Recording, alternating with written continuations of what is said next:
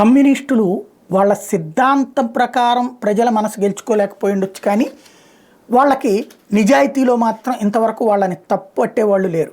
కానీ ఇప్పుడు దానికి కూడా అవినీతి చీడపట్టిందా, దానికి సజీవమైనటువంటి కాన్సెప్ట్ చర్చ జరుగుతోంది. ఆల్రెడీ ఇంతకుముందే బంగారపు కుంభకోణంలో పినరయి విజయన్ ఆఫీస్కే బంగారం రావడం అది కింద స్థాయి సిబ్బంది తప్పని తోసిపుచ్చారు. కానీ ఇప్పుడు కేరళ ముఖ్యమంత్రి పినరయి విజయన్ కుమార్తె టి వీణ నిర్వహిస్తున్న ఎక్సలాజికల్ సొల్యూషన్స్ కంపెనీ వ్యవహారాల మీద కేంద్ర ప్రభుత్వం దర్యాప్తు కాదు.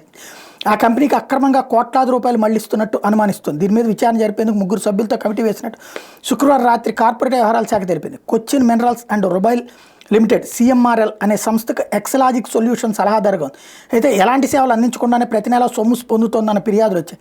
దీని మీద దర్యాప్తు జరిపేందుకు Karnataka deputy registrar of companies Varun BS, Chennai deputy director K Shankar Narayan, Pondicherry registrar of companies A గోకుల్నాథులతో కమిటీని ఏర్పాటు చేసింది. 4 నెలల్లో నివేదిక అందజేయాలని ఆదేశించింది. సిఎంఆర్ఎల్తో పాటు కేరళ చిన్న తరహా పరిశ్రమల అభివృద్ధి సంస్థ కేఎస్ఐడిసి కార్యకలాపాలపైన ఈ కమిటీ దర్యాప్తు జరగబోతోంది. ఈ 2 కంపెనీలు కార్మిక నేతలు, రాజకీయ నాయకులకు చట్టవిరుద్ధంగా 133 కోట్లు చెల్లించినట్టు గతంలో income tax interim settlement board గుర్తించింది.